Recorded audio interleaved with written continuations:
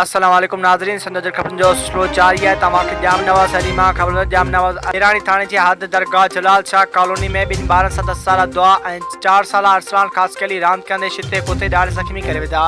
तां ते पाड़े वारनि पहुची खेनि सदन जान बचाए वरिती। उन मौक़े ते ॿिन्ही ॿारनि मासूम जे पीउ असलम ख़ासकली ॿुधायो त ॿिन्ही ॿारनि खे रूरल हेल्थ सेंटर जाम नवाज़ अली खणी वियसि त डॉक्टर वैक्सीन करण खां इनकार कंदे चयो त असां वैक्सीन हफ़्ते में हिकु दफ़ो कंदा आहियूं, बाद में उन्हनि जे वैक्सीन कयूं वेंदियूं। जंहिं ते ॿिन्ही ॿारनि जे पीउ असलम ख़ासकली सख़्तु एहतियात कंदे चयो त मुंहिंजे ॿिन्ही ॿारनि जी हालत ख़राबु आहे। डॉक्टर वैक्सीन करण खां खुदो जवाबु ॾिनो आहे। इन वधीक डीसी सांगड़ आला इख़्तियारनि खां घुर कई त मुंहिंजे ॿिन्ही ॿारनि जी वैक्सीन कराई वञे।